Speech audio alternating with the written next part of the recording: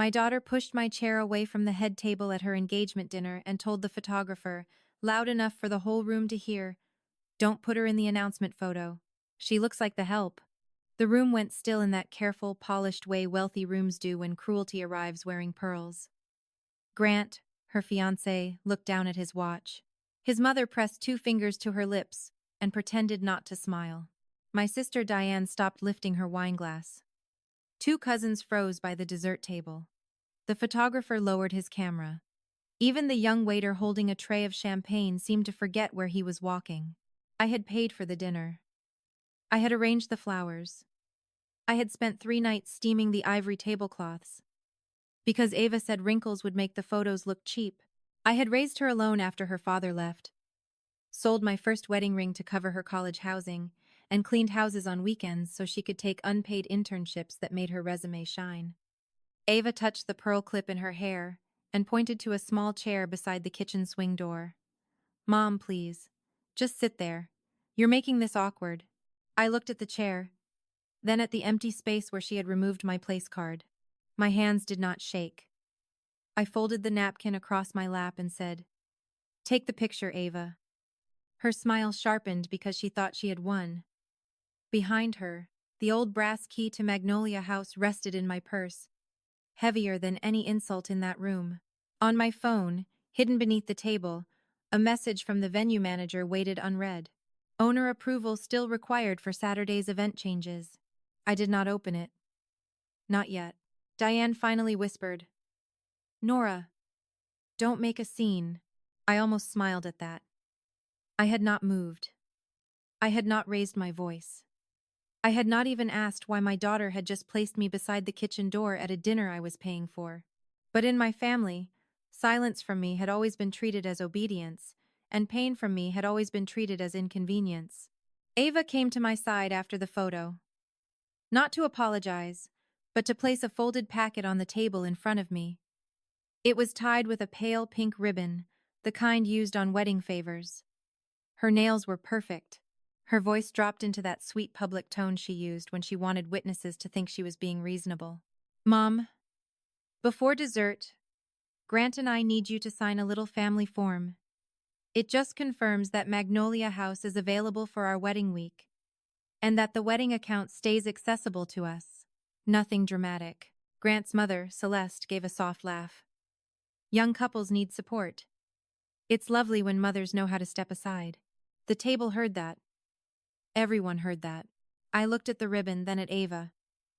During dinner, her eyes flicked toward the photographer and back to me. "It's easier while everyone is here. Less confusion later." There was the first crack in the evening. Not her insult. I had expected some version of that. Ava had been pulling away from me for months, correcting my grammar in front of Grant, introducing me as my mom. She does cleaning and small events. As if Magnolia House had not been rebuilt by my hands. But this packet had not been a last-minute request. It had been prepared. The ribbon matched the place cards. The witnesses had been chosen. The humiliation was not an emotional slip. It was staging. I untied the ribbon slowly. Ava watched my fingers. So did Grant. So did Celeste. Inside the packet was a 1-page authorization form printed in soft gray ink. It was simple enough for the room to understand, and dangerous enough for me to notice immediately. It named Ava and Grant as authorized event hosts with access to the house, the vendor account, the guest suites, and the payment card attached to the wedding budget. At the bottom, beneath a blank signature line, someone had typed my name. Nora Whitman, mother of the bride. Not owner, not account holder. Not the woman whose signature actually mattered. Just mother of the bride. Ava leaned close. "Please don't embarrass me again." Again. That word landed harder than the first insult because it showed me where she had placed the blame. Not on the daughter who had removed her mother from the family photo. Not on the fiancé who had watched it happen. Not on the future mother-in-law who enjoyed it. On me. For still being visible. I laid the form flat and reached for my water glass. "I'll read it later." The smile disappeared from Ava's face so quickly that only a mother would have caught it. "There's nothing to read." "Then there's no rush." Grant finally spoke. Mrs. Whitman, we've already told vendors the house is confirmed. Ava shouldn't have to keep chasing her own mother for basic cooperation. His voice was smooth, educated, and full of someone else's money. Around the table, heads tilted in that familiar family compromise. Nora is difficult. Ava is emotional. Let the young couple have their day. My cousin Beth murmured, "It is just a form." Diane nodded too quickly. I looked down at the paper and saw the second clue. The footer had been cut off badly, but the bottom edge still showed part of a file name. Final, authorization, after, dinner. After dinner. They had named the ambush before I even arrived. I watched her chew without tasting anything myself. When the dinner ended, Ava hugged Grant's mother first. Then she let me kiss her cheek in the quick, stiff way a person accepts a coat from a clerk. "Don't forget the form," she whispered. I said, "I won't." Outside, the parking lot smelled of rain and gardenias. The venue staff were folding chairs under the covered porch. Mateo, the night manager, stepped toward me with concern in his face.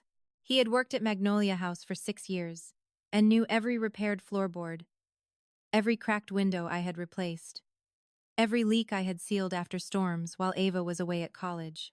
"Mrs. Whitman," he said quietly, "they asked me earlier about changing the owner code for Saturday." I stopped with one hand on my car door. "Who did?"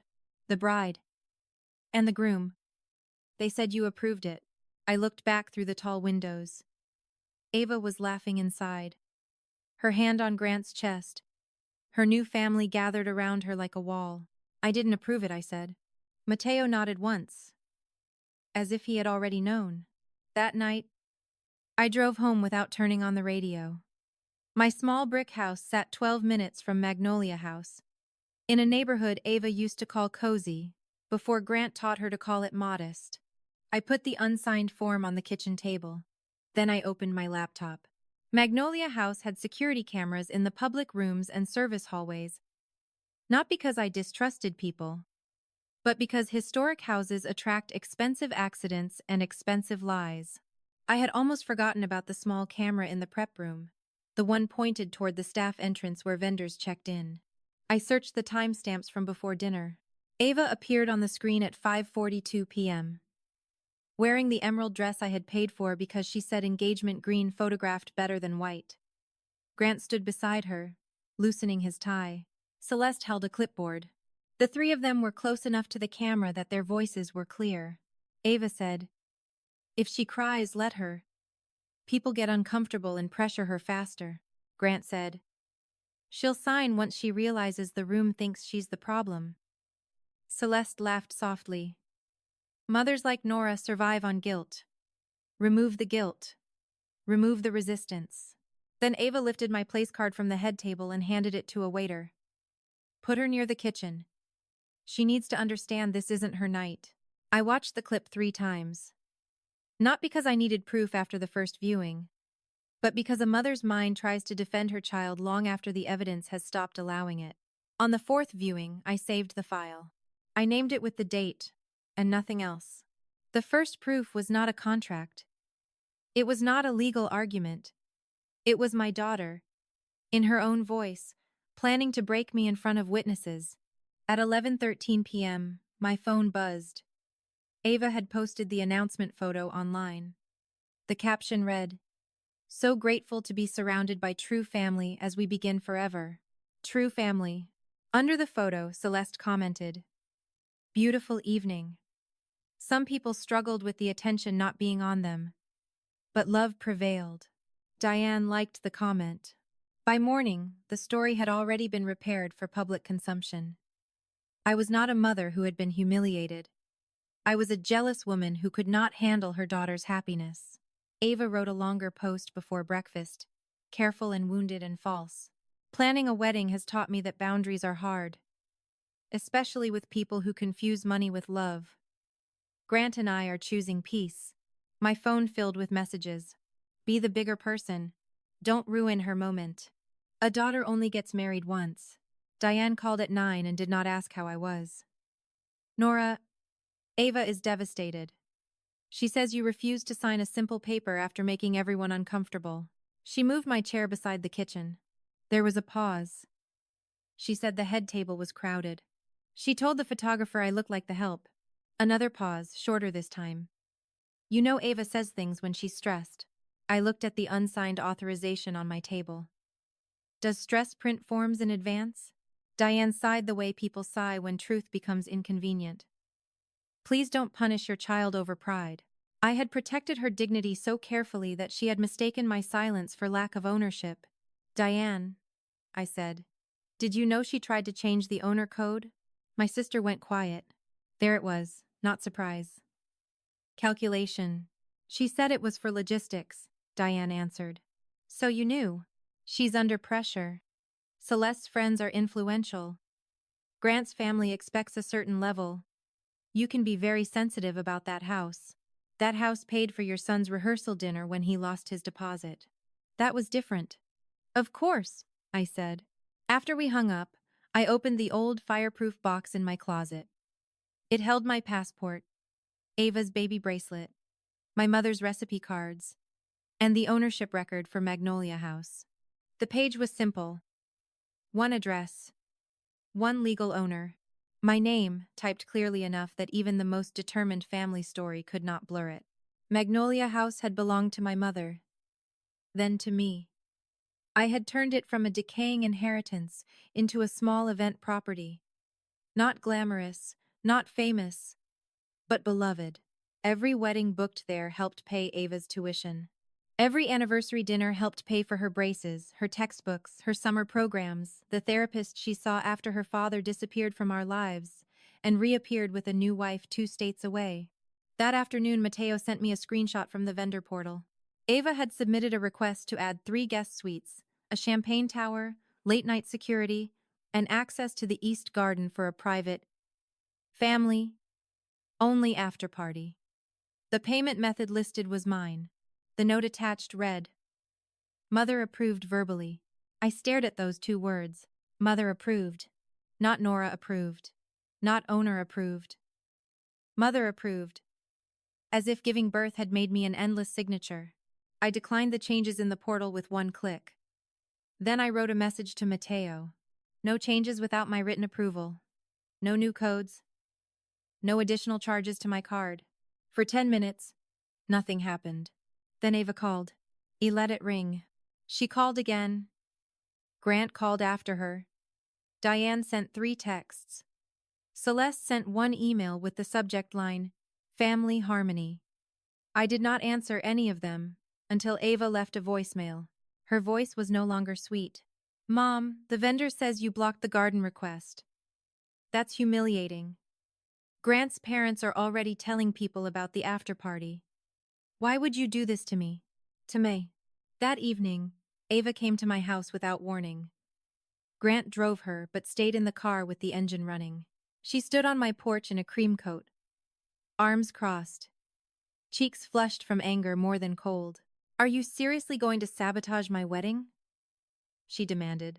I opened the door but did not step back far enough to invite her in. I declined charges I didn't authorize. It's 1 weekend. It is my house. Her mouth tightened. It was Grandma's house. And she left it to me. Because I was a child. Because she trusted me to protect it.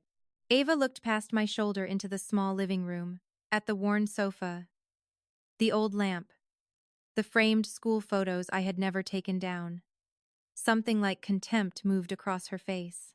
Protect it from what? From your own daughter having one beautiful thing? You can have a beautiful wedding, I said. You cannot lie about my approval. She gave a hard little laugh. This is why I didn't want you in the announcement photo. You always make everything feel small. Behind her, Grant finally got out of the car. He did not walk all the way to the porch. He stood near the gate, like a man attending a negotiation he expected to win. Ava lowered her voice. Sign the authorization.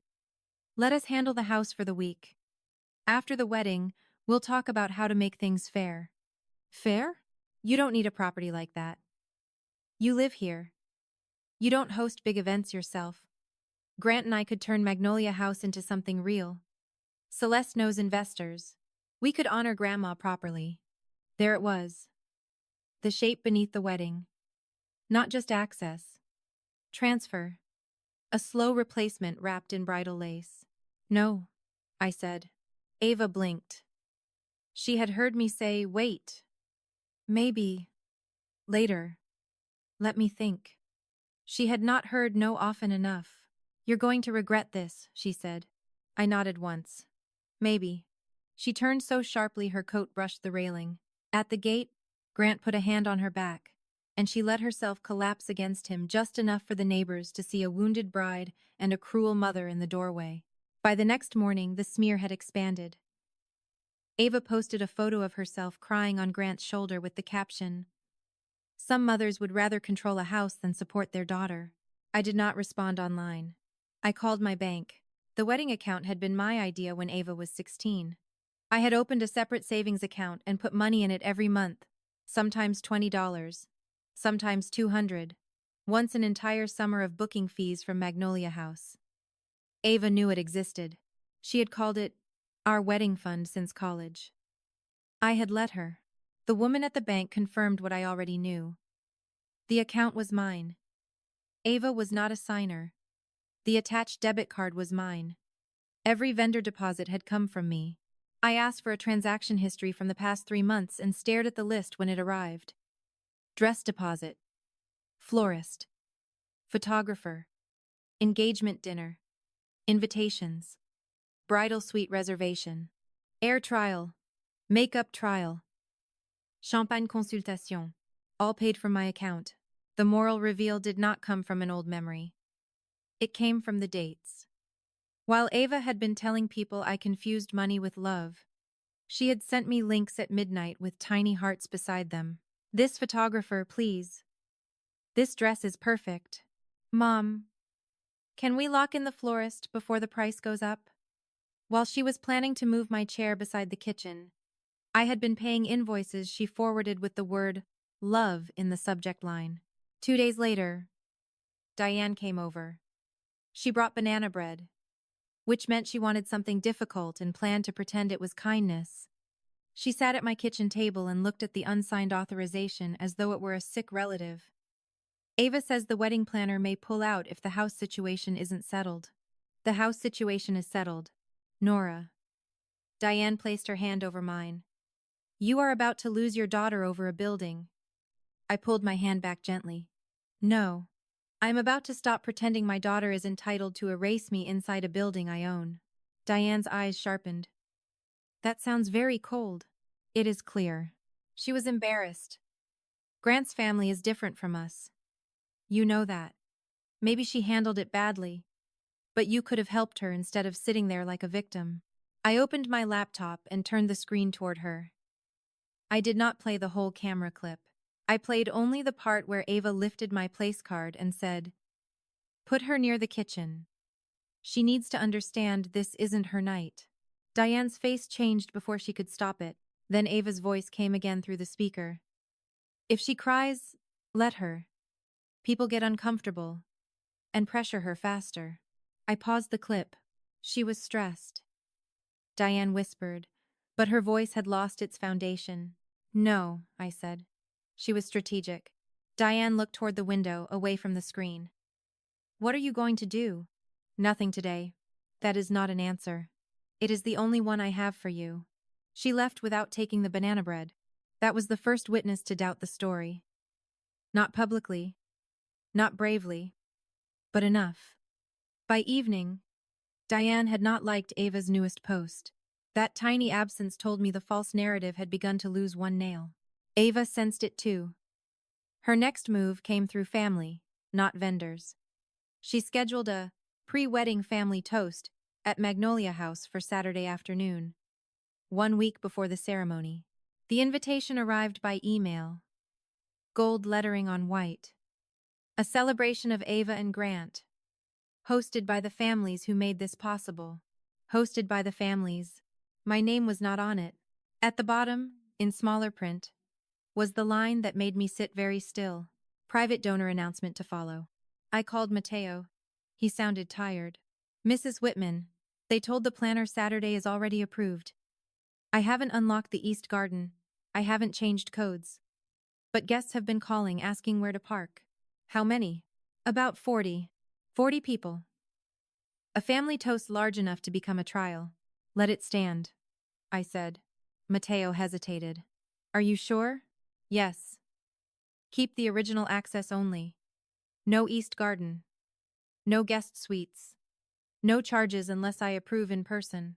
When I hung up, I sat alone at my kitchen table with the brass key, the unsigned authorization, the camera clip, the ownership record, and the bank transaction history. 3 proof tools. 1 mother. 1 daughter. 1 public room where the truth could either be dragged out in anger or allowed to arrive on schedule. I chose schedule. On Saturday, I wore a navy dress Ava had once said made me look almost elegant. I pinned my hair back, put on the pearl earrings my mother left me, and drove to Magnolia House an hour before the toast. Inside, staff moved carefully through the parlor. Mateo saw me and exhaled like a man who had been holding his breath all week. The planner is here, he said. The groom's mother, too. They're trying to set up the East Garden. Is it unlocked? No. Good. Celeste found me near the staircase. She wore pale lavender and a smile thin enough to cut paper. Nora, how brave of you to come. It is my house. Her smile did not move. For now, yes. Families evolve. Properties do too. Before I could answer, Ava entered the parlor with Grant. She looked beautiful. That was the hardest part. Her hair fell in soft waves. Her dress was cream silk. For one painful second, I saw the child I used to lift onto my hip in grocery store lines, promising her that one day life would feel less heavy. Then she saw me and her face closed. I thought we agreed you wouldn't create tension today, she said. We didn't agree. Guests had begun to turn. Diane stood near the fireplace, watching both of us with worry.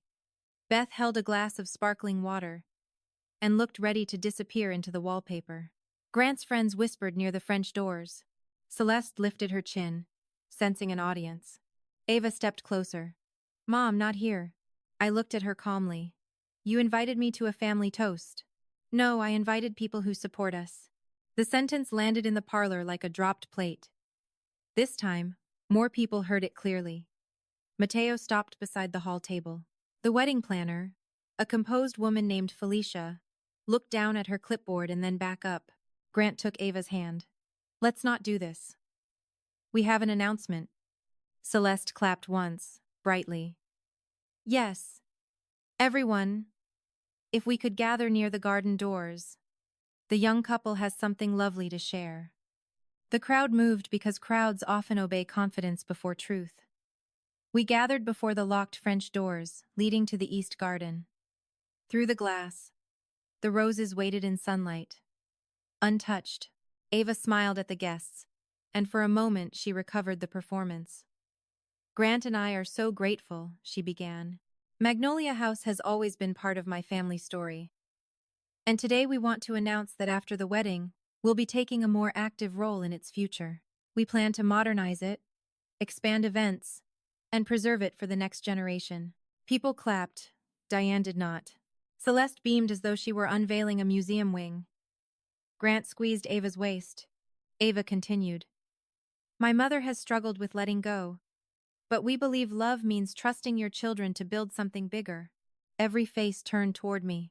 Felicia, the planner, stepped forward with the calm panic of a professional who smelled liability. Before any announcement about property use continues, I do need owner confirmation for the East Garden, the added suites, and the vendor payment changes. Ava's smile flickered. My mother is here. Felicia turned to me. Mrs. Whitman, do you approve those changes? No. The room changed temperature. Grant gave a small laugh. There must be confusion. The bride approved them. Felicia held her clipboard against her chest. The bride is not the owner of record. Celeste's expression hardened. This is a family matter, not a venue matter. Mateo, standing quietly by the hall, said, Magnolia House policy requires the owner's written approval. Ava flushed. Mateo, please don't interfere. He looked at her, then at me. I work for Mrs. Whitman. It was the first visible shift. A staff member she had treated like scenery had placed the foundation of the room back where it belonged. Ava's voice sharpened. Fine. We don't need the East Garden right now. We can still toast inside. Celeste moved toward the French doors anyway, her jeweled hand reaching for the keypad. I was given the code. She entered 6 digits. The keypad blinked red. She tried again. Red. A few guests murmured. One of Grant's friends looked at another and raised his eyebrows. Diane set her glass down. Ava's eyes flashed toward me. You changed it? No, Mateo said before I could answer.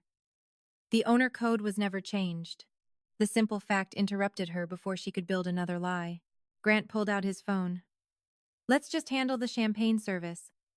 I'll pay the overage. Felicia spoke carefully. Your card was run this morning for the added service deposit and declined. Grant's face went still. Celeste turned on him. Grant? It's a bank issue, he snapped. Felicia looked at her clipboard again. The original payment method belongs to Mrs. Whitman and cannot be used for unauthorized additions. Now the whispers grew. Not loud, but alive. The false hierarchy began to crack in practical places.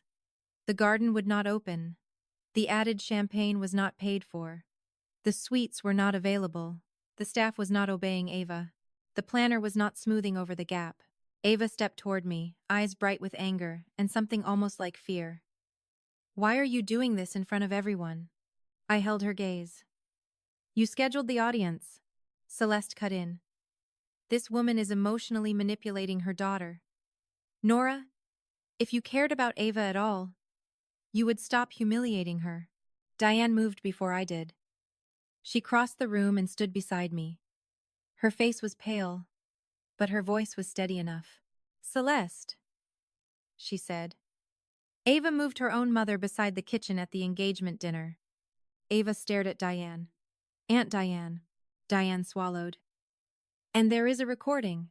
The room went silent again. But this silence was different. The first had protected Ava. This one waited for her to answer. Grant's mother laughed once. A recording of what? A stressed bride? This is absurd. I did not take out my phone dramatically. I did not announce revenge. I simply nodded to Mateo, who already had the small screen near the parlor television connected for the donor slideshow Ava had planned. He pressed play. Ava appeared on the screen in the prep room, emerald dress bright beneath the fluorescent light. Grant stood beside her. Celeste held the clipboard. If she cries, let her. Ava's recorded voice said. People get uncomfortable and pressure her faster. No one moved. Grant's recorded voice followed. She'll sign once she realizes the room thinks she's the problem. Celeste's laugh came next. Mothers like Nora survive on guilt. Remove the guilt. Remove the resistance. Then Ava lifted my place card. Put her near the kitchen. She needs to understand this isn't her night. Mateo stopped the clip before it repeated. Ava looked smaller in the real room than she had on the screen. Her lips parted, but no words came out. Celeste's face had gone rigid. Grant stared at the floor. The guests were no longer looking at me with discomfort. They were looking at the three of them with recognition. Felicia broke the silence, because professionals know when an event has become a liability. Mrs. Whitman, given the lack of owner authorization and the conduct just shown, do you wish to proceed with next week's wedding reservation? Ava whispered. Mom. That single word almost reached the part of me that had once answered every cry. Almost. I opened my purse and placed the unsigned authorization form on the hall table. Beside it, I laid the ownership record. 1 page. 1 address. 1 name. The house is in my name, I said. Without my signature, they cannot use it. That was all. 1 sentence. Human enough for every person in the room to understand. Felicia nodded. Then the reservation is canceled. A sound went through the guests. Half shock, half release. Ava grabbed Grant's arm. Do something. Grant looked at Celeste. Celeste looked at the locked garden doors. For the first time since I had met her, she had no room to command.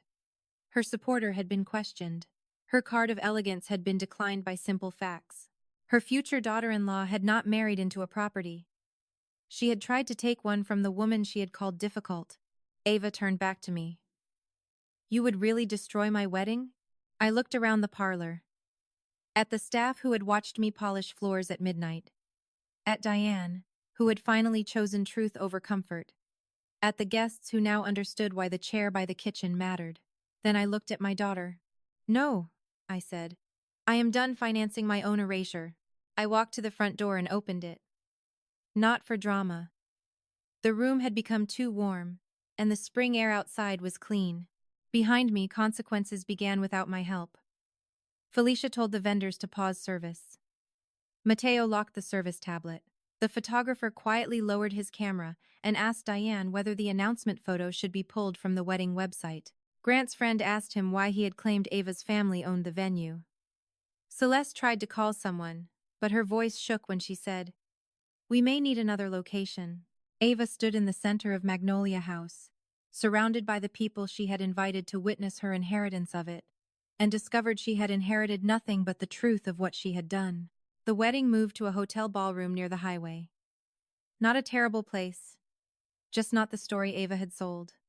The East Garden photos vanished from the website. The donor announcement disappeared. Grant's parents paid for what remained. And from what Diane told me, they did it with the tight smiles of people who had expected to gain a property and received a bill instead. Ava did not call for 4 days. When she finally did, I did not answer because I was in the rose garden with Mateo, approving repairs to the old arbor. She sent a text. You humiliated me. I read it with dirt on my hands and did not reply. The next message came an hour later. Everyone thinks I'm a monster now. I did reply to that one. No. They saw what you did. She did not answer. Diane went to the ceremony for 1 hour and came to my house afterward without banana bread. She sat at my table and said, Ava looked for you when she walked in. I kept my hands around my mug. Did she? Yes. Diane's eyes filled, but she did not ask me to forgive, fix, rescue, soften, or return. She looked very young. That was the cruelty of motherhood. Even after exposure, even after betrayal, even after public collapse, a daughter can look young from the right angle and make your heart reach before your judgment catches it. But I had learned something in that parlor. Love without boundaries becomes a room where your name can be removed from the table and everyone calls your pain pride. I did not go to the reception. I did not send a gift from the wedding account. The account stayed open, but I changed its name in my banking app from Ava Wedding to Magnolia Repairs. The first payment went to fix the porch beam my mother had refused to replace. The second paid Mateo overtime and a raise. A month later, Ava came to Magnolia House alone. I saw her through the front window before she knocked. She was thinner. Her hair was tied back without polish. She wore jeans and a gray sweater, the kind she used to wear home from college when she still let herself be tired around me. I opened the door. For a few seconds, neither of us spoke. The house held us in its old quiet. Dust floated in the sunlight. Somewhere upstairs, a pipe clicked. Ava looked past me toward the staircase, the parlor, the closed doors to the garden. I forgot how it smells in here, she said. Lemon oil and old wood. She nodded and her eyes filled. Grandma used to say that. I waited. She took a breath. Grant and I are staying in a rental. His parents are not happy. I imagine not, they thought. She stopped. Shame pulled her mouth tight. I let them think things. Yes, I let myself think them too. That was closer to truth than apology. And I respected it more for not dressing itself up. She looked at me then. Really looked. Not as furniture. Not as funding. Not as an embarrassing reminder of where she came from. Did you pay for everything? Not everything. Most of it? Yes. Her face crumpled for 1 second before she controlled it. She had learned that from me, maybe the wrong way. Why didn't you tell me? Because I wanted you to feel loved, not indebted. Ava covered her mouth. The gesture made her look 8 years old. And I made you feel like staff. I did not comfort her out of the sentence. Some truths need to stand long enough to become useful. After a while, she whispered, I'm sorry. The words were small, and they did not repair the announcement photo, the kitchen chair, the form, the smear, the locked garden doors, or the way my own family had watched me be reduced to an obstacle. But they entered the room honestly. That mattered. I opened the door wider. You can come in for tea. Ava looked relieved too quickly. For tea, I repeated. Not for money. Not for the house. Not for the account. Those conversations are closed. Her relief changed into something harder, then steadier. She nodded. Okay. We sat in the kitchen where my mother used to roll pie crust. I made tea. Ava cried quietly into a napkin and did not ask me to make her tears useful. That was new. Ava left before sunset. At the porch, she turned back and said, Do you think we can ever be family again?